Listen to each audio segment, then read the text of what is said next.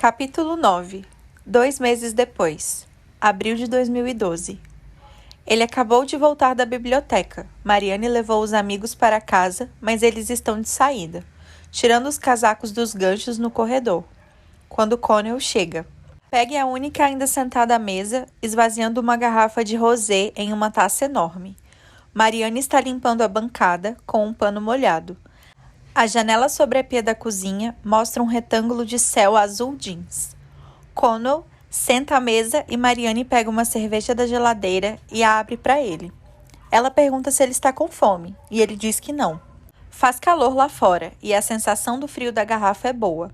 As provas deles começam em breve e ele geralmente fica na biblioteca até o homem passar tocando o sino para avisar que estão fechando. Posso perguntar só uma coisinha? Diz Peggy. Ele percebe que está bêbada e que Mariane quer que ela vá embora. Ele também gostaria que ela fosse. Claro, diz Mariane. Vocês dois estão trepando, né? Peggy diz. Tipo, vocês dormem juntos. Connell não fala nada. Passa o dedão no rótulo da garrafa de cerveja, tentando achar um canto para descansar. Não faz ideia do que Mariane vai inventar. Algo engraçado, ele imagina. Algo que faça Peggy rir e se esquecer da pergunta. Na realidade, inesperadamente, Mariane diz: "Ah, sim." Ele sorri sozinho. O canto do rótulo se separa da garrafa sobre os seus dedos. Peggy ri. "Está bem," ela diz. "Bom saber. Está todo mundo especulando, aliás." "Bom, diz Mariane. "Mas não tem nada de novo nisso. A gente ficava na escola." "Sério?" Peggy diz. Mariane está se servindo de um copo d'água. Quando se vira segurando o copo, ela olha para Connell.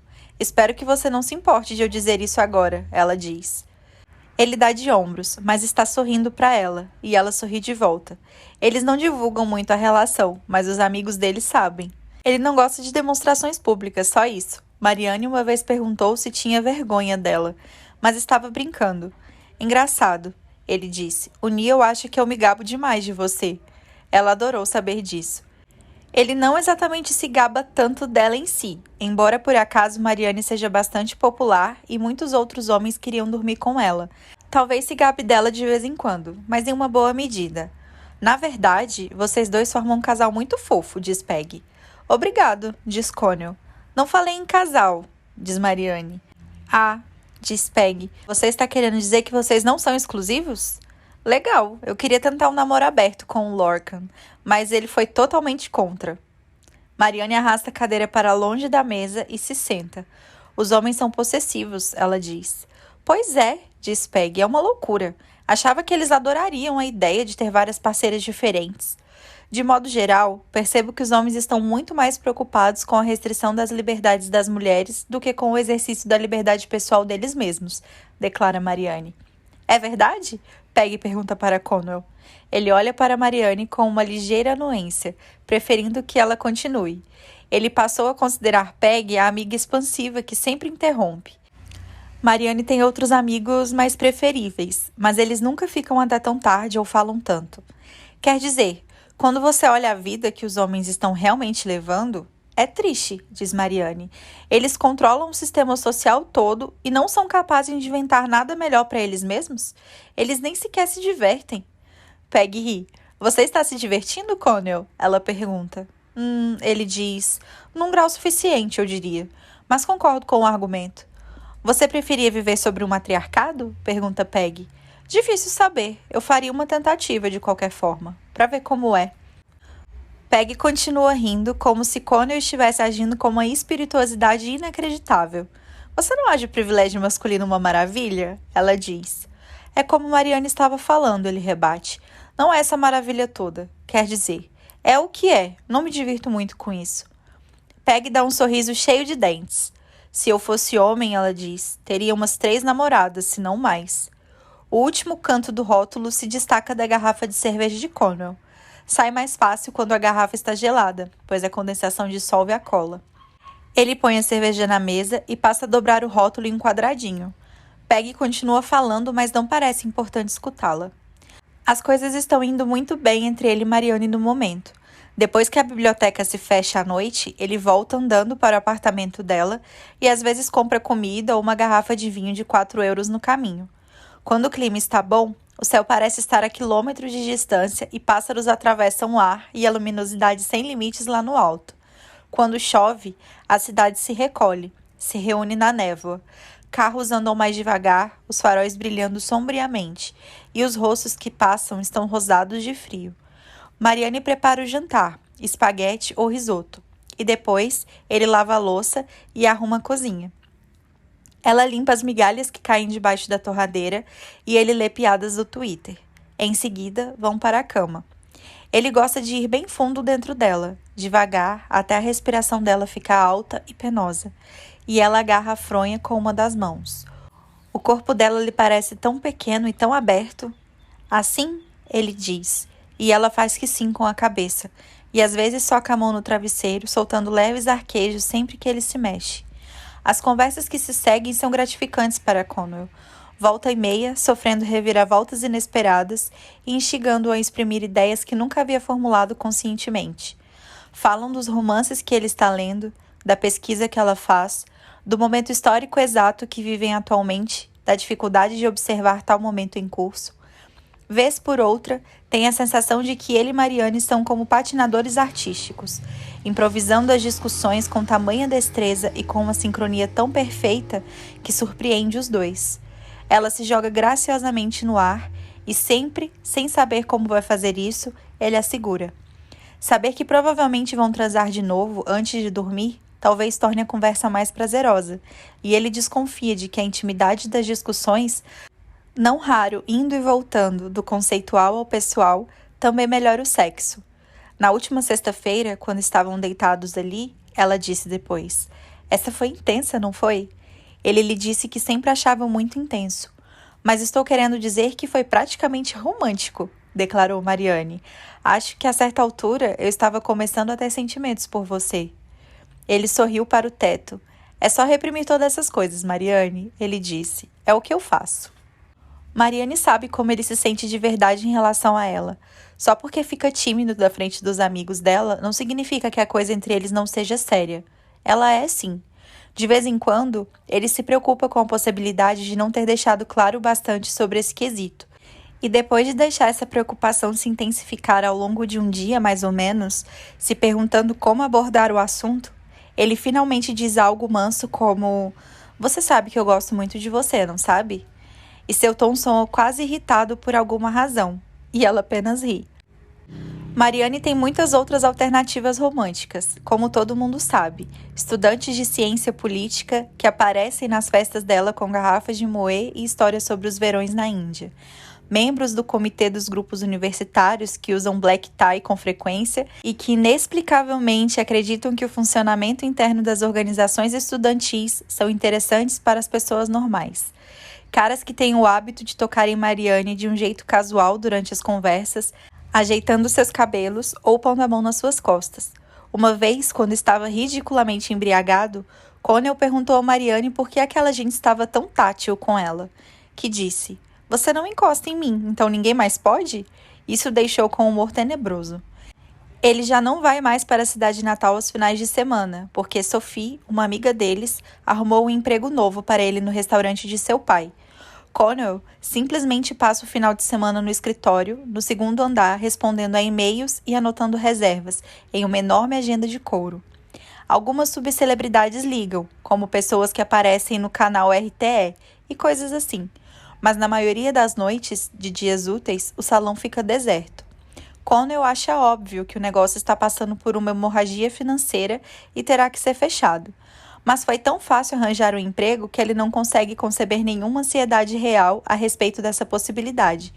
Se e quando estiver desempregado, um dos amigos ricos de Mariane vai arrumar outra função para ele exercer. Gente rica se protege, e ser o melhor amigo, o possível parceiro sexual de Mariane, elevou Connell ao posto de rico adjacente. Alguém para quem se organiza festas surpresas de aniversário e trabalhos tranquilos são oferecidos do nada. Antes de o semestre terminar, teve que fazer uma apresentação em aula sobre a morte de Arthur, e enquanto falava, suas mãos tremiam. Ele não conseguia desviar os olhos das folhas impressas para ver se alguém realmente estava prestando atenção. Sua voz oscilou diversas vezes e teve a sensação de que, se não tivesse sentado, teria caído no chão. Só depois descobriu que a apresentação foi considerada muito impressionante. Um dos colegas de classe até mesmo disse na cara dele, depois, que ele era um gênio, em tom desdenhoso, como se os gênios fossem pessoas um tanto desprezíveis. É de conhecimento geral na classe daquele ano que Connell recebeu a nota mais alta em todas as disciplinas, menos em uma, e ele gosta de ser visto como inteligente, no mínimo porque torna suas interações com os outros mais coerentes. Gosta quando alguém está se esforçando para se lembrar do nome de um livro ou um autor que ele consegue dizê-lo prontamente, não se exibindo, só se lembrando mesmo. Gosta quando Marianne diz aos amigos, pessoas cujos pais são juízes ou ministros do governo, pessoas que frequentam escolas extremamente caras, que Connell é a pessoa mais inteligente que eles vão conhecer na vida. E você, Connell? Diz Peggy. Ele não estava prestando atenção e só o que pode responder é: o quê? Tentado pela ideia de ter várias parceiras? Ela pergunta. Ele olha para ela, ela está com uma expressão engenhosa no rosto.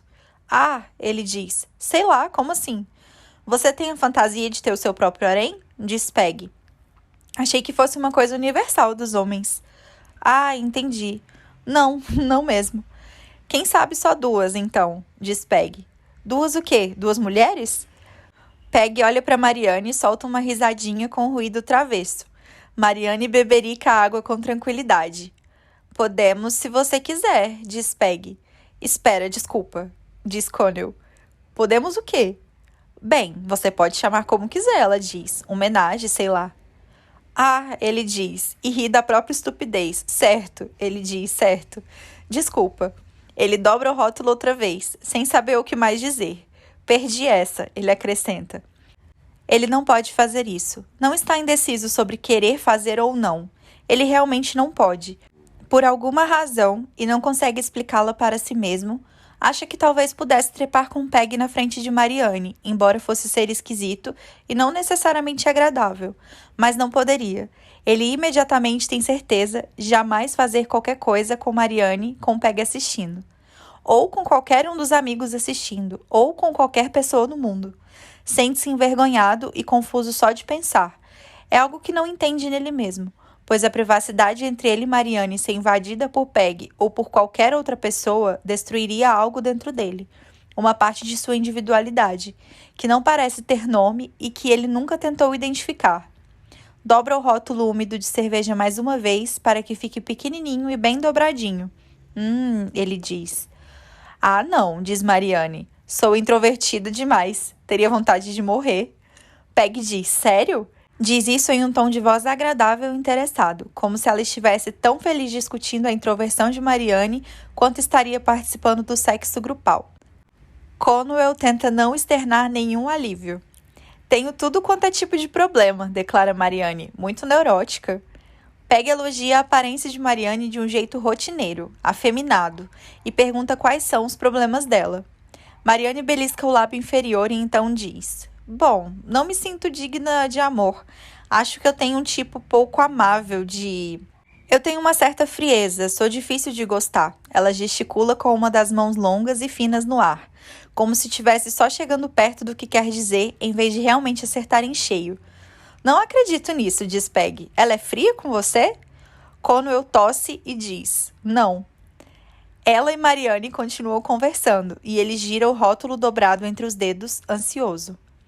Marianne foi passar uns dias em casa nessa semana, e ao voltar para Dublin, na noite anterior, pareceu quieta.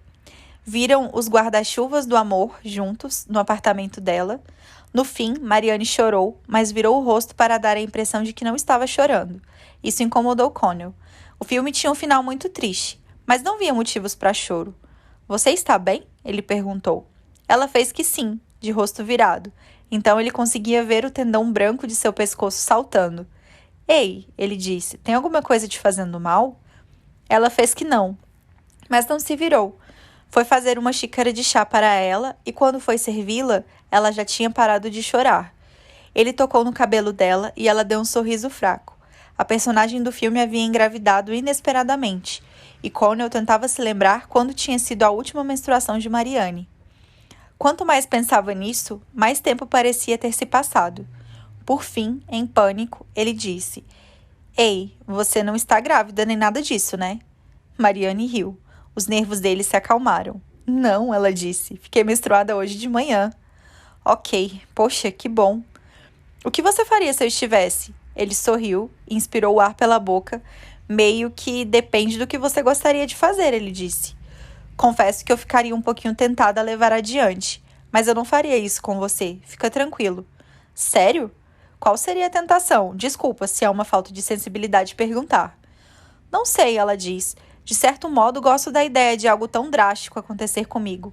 Eu gostaria de frustrar as expectativas dos outros. Você acha que eu seria uma mãe ruim? Não, você seria ótima, é óbvio. Você é ótima em tudo que faz. Ela sorriu. Você não teria que participar, ela declara. Bem, eu te apoiaria, independente do que você decidisse. Ele não sabia por que estava dizendo que a apoiaria, já que basicamente não tinha renda sobrando e não tinha perspectiva de ter. Tinha a impressão de que se era o que devia falar, só isso. Na verdade, nunca tinha pensado nisso. Mariane lhe parecia o tipo de pessoa objetiva que providenciaria o procedimento sozinha. E, no máximo, talvez ele acompanhasse no avião. Imagina só o que não falaria em Carrickley, ela disse. Ah, é, Lorraine jamais me perdoaria. Mariane ergueu os olhos rapidamente e disse. Por quê? Ela não gosta de mim? Não, ela te adora. Estou falando que ela não me perdoaria por fazer isso com você. Ela te adora, fica tranquila, você sabe disso. Ela acha que você é boa demais para mim. Mariane sorriu de novo e tocou no rosto dele com a mão. Ele gostou disso. Então se aproximou um pouco dela e acariciou a pálida face interior do seu punho. E a sua família? Ele perguntou. Acho que ela também jamais me perdoaria. Ela deu de ombros, deixou a mão cair no colo. Eles sabem que a gente está saindo? Ele perguntou. Ela fez que não, desviou o olhar e pôs a mão na bochecha. Não que você precise contar para eles, ele disse. Vai que eles me reprovam. É possível que queiram você saindo com o médico, o advogado ou coisa assim, né? Acho que eles não ligam muito para o que eu faço. Ela tampou o rosto usando uma das mãos esticadas por um instante, e então esfregou o nariz com vigor e fungou. Connell sabia que ela tinha uma relação estremecida com a família. Ele começou a perceber isso quando ainda estavam na escola, e não lhe pareceu anormal, já que Mariane tinha uma relação estremecida com todo mundo. O irmão dela, Alan, era alguns anos mais velho e tinha o que Lorraine chamava de personalidade fraca. Sinceramente, era difícil imaginá-lo mantendo-se firme em uma discussão com Mariane. Mas agora, ambos são adultos e ela quase nunca volta para casa. Ou vai e volta assim, distraída, amuada, dizendo que teve uma briga com a família outra vez e sem querer falar do assunto. Você discutiu com eles de novo, não foi? Connell perguntou. Ela fez que sim. Eles não gostam muito de mim, ela disse. Eu sei que provavelmente te parece que não, ele disse. Mas no final das contas são sua família, eles te amam. Mariane não falou nada, não fez que sim nem que não. Ficou apenas sentada. Logo depois foram para a cama. Como ela estava com cólica e disse que talvez doesse fazer sexo, apenas a tocou até ela gozar. Então ela ficou de bom humor e soltou uns gemidos exuberantes e disse: Meu Deus, isso foi tão bom! Ele levantou da cama e foi lavar as mãos no banheiro da suíte. Um cômodo pequeno com azulejos rosa, um vaso de planta no canto e potinhos de creme para o rosto e perfume por todos os lados. Enxaguando as mãos debaixo da torneira, perguntou a Mariane se ela estava se sentindo melhor. E na cama ela disse: Estou me sentindo maravilhosa, obrigada. No espelho, ele notou um pouquinho de sangue no seu lábio inferior. Devia ter passado a mão ali sem querer. Esfregou com a parte molhada do nó de seus dedos e do quarto de Mariane disse: Imagine só como vou ficar amargurada quando você conhecer outra pessoa e se apaixonar. Volta e meia, faz piadas desse tipo. Ele secou as mãos e apagou a luz do banheiro. Não sei, ele disse. Do meu ponto de vista, este esquema está ótimo. Bem, dou o melhor de mim. Ele voltou para a cama, se deitou ao lado dela e lhe beijou no rosto. Ela estava triste antes, depois do filme, mas agora estava feliz. Estava nas mãos de Connell fazê-la feliz. Era algo que ele poderia simplesmente dar a ela, como dinheiro ou sexo. Com os outros, ela parecia ser muito independente e distante, mas com Connell era diferente, era outra pessoa. Era o único que a conhecia desse jeito. Por fim, Peg termina o vinho e vai embora. Connell se senta à mesa enquanto Mariane a leva à porta. A porta de fora se fecha e Mariane volta para a cozinha. enxágua o copo de água e o deixa virado no escorredor de pratos. Está esperando que ela olhe para ele. Você salvou minha vida, ele declara. Ela se vira sorridente, desenrolando as mangas. Eu também não teria gostado, ela diz. Teria feito se você quisesse, mas dava para ver que não queria. Ele olha para ela, fica olhando até ela dizer: O que foi? Você não deveria fazer coisas que não quer fazer, ele diz. Ah, não foi isso que eu quis dizer. Ela levanta as mãos para o ar como se a questão fosse relevante. Em um segundo, direto, ele entende que é.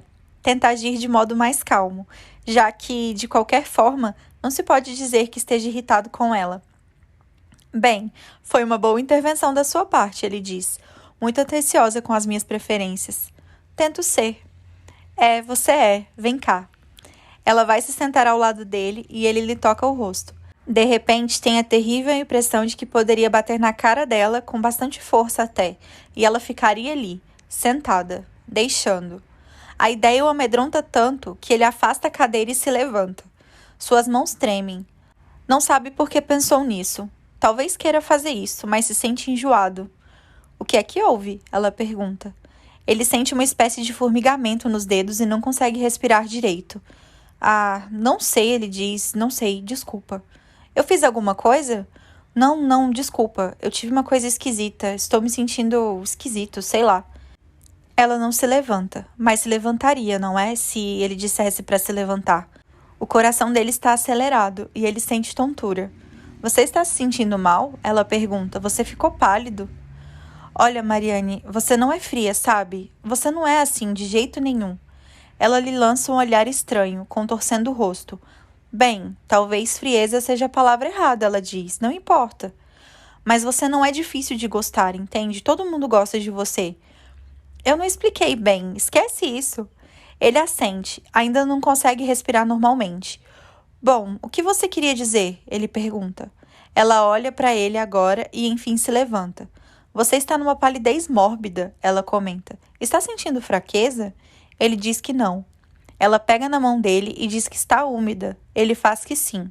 Está com a respiração ofegante. Baixinho, Mariane diz: Se eu fiz alguma coisa que te chateou, peço 1000 desculpas. Ele força uma risada e recolhe a mão. Não, fui tomado por uma sensação estranha, ele declara. Não sei o que me deu, já estou bem.